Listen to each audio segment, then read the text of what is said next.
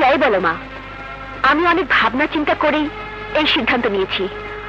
আমি ঠিক করেছি আমি সুমনকে তালাক দেব। কমবে না। যে বাড়িতে তুমি 3-4টা রাত কাটিয়ে এসেছো তার কি জবাব দেবে তুমি সমাজকে? বোঝার চেষ্টা করো মা, মেয়েদের জীবনে বিয়ে একবারই হয়, আর তোমার বিয়ে সুমনের সাথে হয়ে গেছে। তুমি ওর বিয়ের মালা গলায় পড়েছো, আল্লাহ রসুল সাক্ষী রেখে তাকে তুমি বিয়ে করেছো, তার বাড়িতে বউ হিসেবে তুমি রাত কাটিয়েছো। তাতে কি হয়েছে? বাবার সাইন করে একটা কাগজের জন্য আমি আমার সব অধিকারের কথা ভুলতে রাজি নই মা।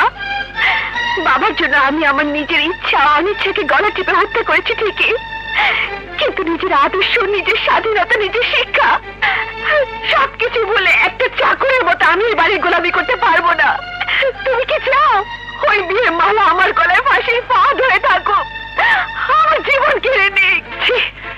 কি বলছো রানী? তোমার কথা শুনে তো তোমার চরিত্র নিয়ে সন্দেহ হচ্ছে। তুমি তুমি অন্য কোনো পুরুষে আসক্ত না তো? মা, আমি তোমার মা হিসেবে নয়, আমি সমাজের 10 জনের পক্ষ নিয়ে কথা বলছি। তুমি যদি পরপুরুষে আসক্ত না হও তাহলে সুমনের উপর তোমার এত অভিমান কিসের? সুমন কি খোড়া? সুমন কি অন্ধ? সুমন কি বোবা? নাকি শারীরিকভাবে অক্ষম? কথাগুলো তোমাকেই শুনতে হবে। তোমার চরিত্র নিয়ে মানুষ কালিমা মাখবে, রগরুকে গল্প বানাবে। তুমি কি তাই চাও?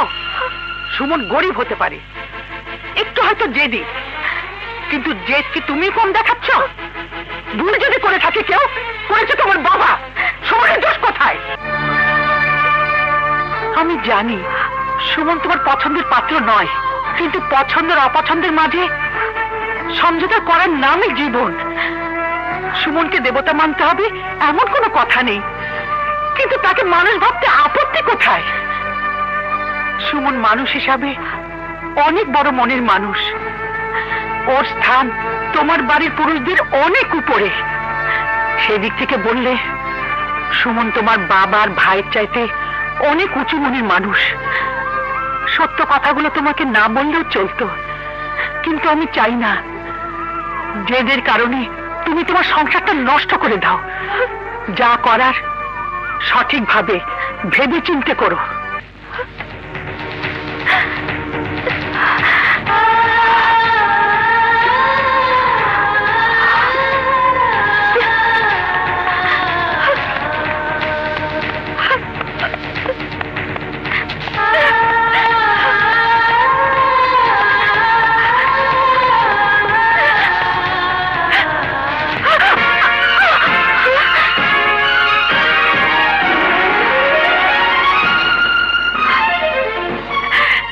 মালা নামের একটা ফাঁস গলায় দিয়ে আমার জীবন বরবাদ করে কি তোমার শান্তি হয়নি?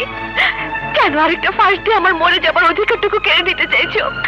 ও, বুঝেছি, আমি মরে গেলে তুমি আমার উপর তিল তিল করে নির্যাতন করার সুযোগ পাবে না, তাই না?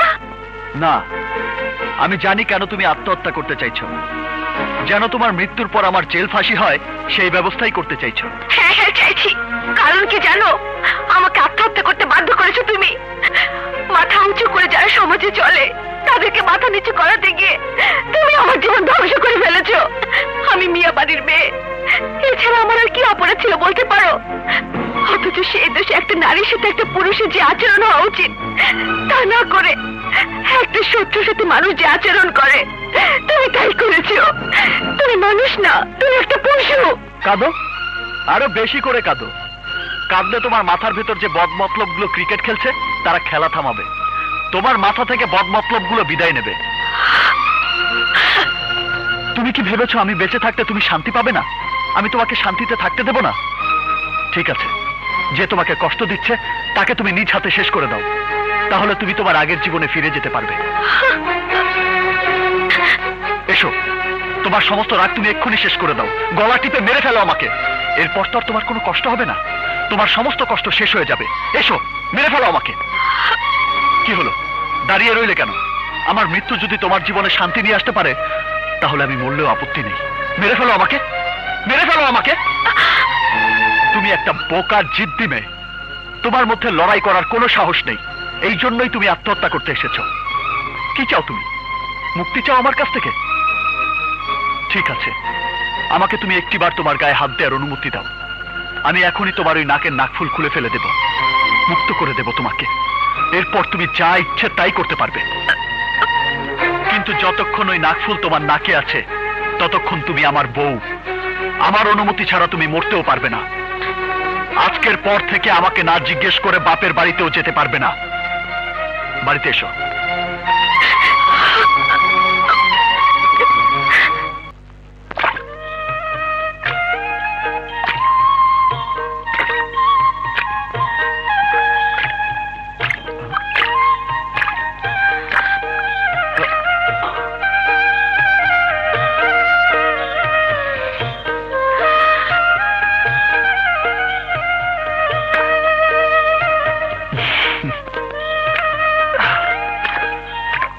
পানি দাও।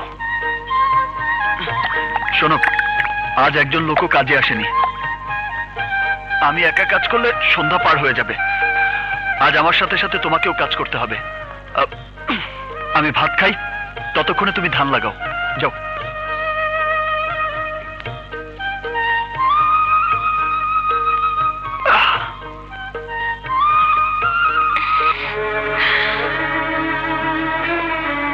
কি হলো, দাঁড়িয়ে আছো কেন?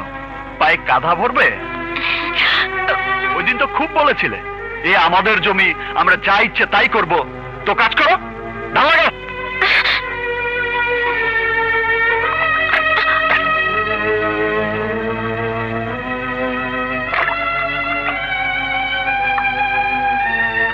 বড় মিয়া, জমিতে ধান লাগানোর সময় তো এসে গেল। কয়েকদিনের মধ্যে কিছু লোকজন নিয়ে খেতে ওই লাঙ্গল দিয়া চাষ করার ব্যবস্থা করি, কি বলেন? সাবধানে। কি করলেন মিয়া সাহেব? কাদার মধ্যে পা দিলেন। এই মেয়ে, এই মেয়ে এদিকে আসো। বড় মিয়ার পায়ে কাদা লাগছে, মুছা দিয়ে যাও।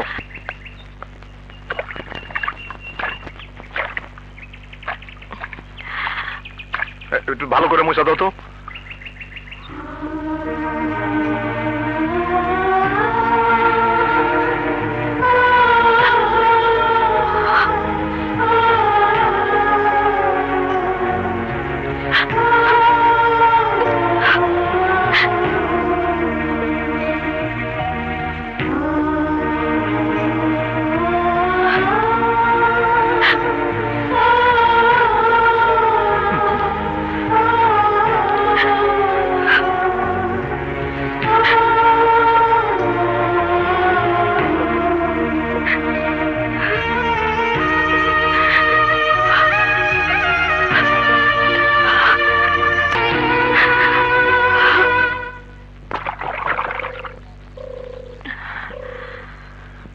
রানী, রানী, এ কি তুই কাজ করছিস? আমরা তো ভেবেছিলাম ঢাকায় যাবার সময় তোকে সাথে করে নিয়ে যাব, কিন্তু তোর বাড়িতে গিয়ে শুনলাম তোর নাকি একটা গোয়ার মূর্খ লোকের সাথে বিয়ে হয়ে গেছে, তাও তোর ইচ্ছার বিরুদ্ধে। শুনুন, আপনাদের বান্ধবীকে খাটাচ্ছি আমি। আর যে মূর্খ গোয়ার লোকের কথা বলেছেন, আমি সেই লোক। আমার নাম সুমন। আপনার তো লজ্জা হওয়া উচিত। কেন? একটা পড়াশোনা জানা মেয়েকে দিয়ে আপনি কাজের লোকের কাজ করাচ্ছেন। ও আচ্ছা আচ্ছা, যদি কোনো অফিসে আমার বউকে আমি কাজ করতে পাঠাতাম তাহলেই কি ভালো হতো? অবশ্যই, নয়তো লেখাপড়া করে কি লাভ হলো? দেখুন, নাকশিটকে কোনো লাভ নেই। আপনাদের মতো পড়ালেখা করা মেয়েরা যদি অফিস আদালতে কাজের পিছনে না দৌড়ে খেতে খামারে কাজ করত, তাহলে দেশটা কোথায় যেত জানেন? Oh my God! Now he's talking like Bangabandhu. Don't you call this name without respect? Consider yourself lucky that you were born in this free land. It is for him that you are calling yourself Bangladeshi. You should be thankful to God because we are working in this burning sun for your bread and cloth on your body. Now get lost and don't walk in this land again, your dirty feet. Get lost! Get lost! তুমি ইংরেজি জানো? জানি, যতটুকু পড়েছি মনে রেখেছি। পেটে ভাত নেই দেখে মেয়ে বাড়িতে চাকরের কাজ করছি, কিন্তু ভাত থাকলে তোমার বান্ধবীদের মতো চাকরানি আমার ঘরে পালতাম।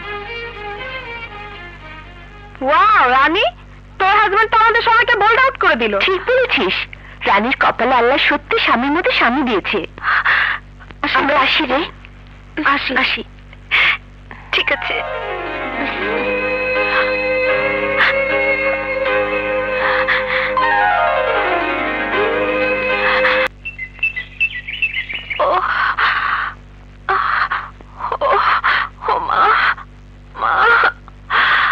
বৌমা, এই অসময় শুয়ে আছেন কেন? বৌমা, এমন করতেছেন কেন? বৌমা, বৌমা তো গা পুড়ে যেতেছে। ওগো, কি হয়েছে মমতা? বৌমার গা জ্বরে পুড়ে যেতেছে, একটা কিছু করো। বৌমা, সুমন কোথায়? সুমন! জি বাবা। আয় দেখ দেখ মেয়েটার কি অবস্থা করেছিস।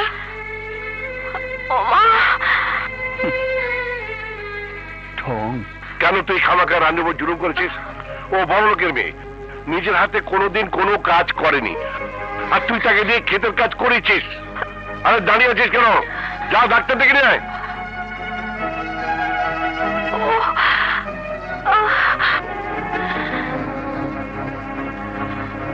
মমতা, ওর জন্য গরম দুধের ব্যবস্থা করো। যাচ্ছি। যাও।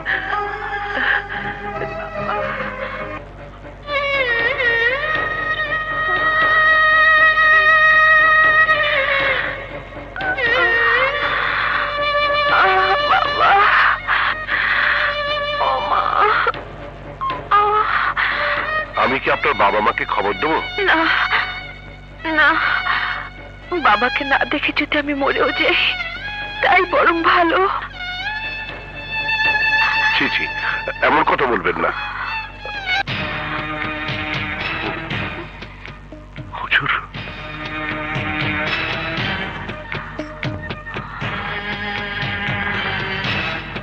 হুজুর, হুজুর, আপনার মেয়ের সঙ্গে দেখা করার জন্য আমার বাড়িতে আপনাকে চোরের মতো আসার কি দরকার ছিল?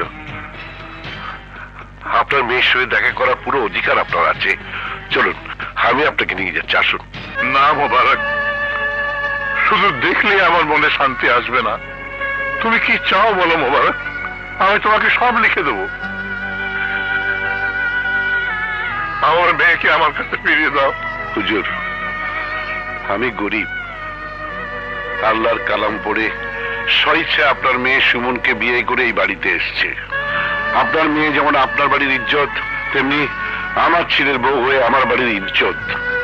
এই গরিব চাকর মোবারক প্রয়োজনের তার জীবন দিয়ে দেবে, কিন্তু কিন্তু তার ছেলের বউয়ের কোনো কষ্ট হতে দেবে না। এই অসুস্থ অবস্থায় কোনোভাবে আমার বৌমাকে আমি ঘরে বাইরে যেতে দিতে পারি না হুজুর।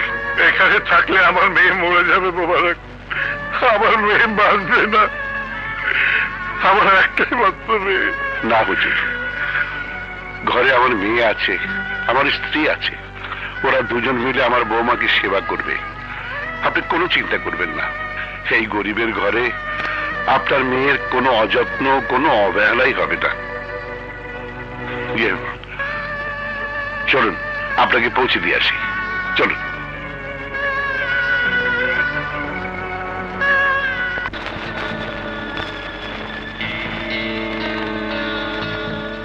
চিন্তার কিছু নেই, আমি ইঞ্জেকশন দিয়ে গেলাম। আপনারা ওর কপালে জলপট্টি দেওয়ার ব্যবস্থা করুন, আর পারলে শরীরটা ঠান্ডা পানি দিয়ে মুছে দেবেন। আশা করি কোনো সমস্যা হবে না। ডাক্তার সাহেব। হ্যাঁ সুমন সাহেব, জ্বর বাড়লে আমাকে খবর দেবেন। জি। Thank you. জি, আসসালামু আলাইকুম।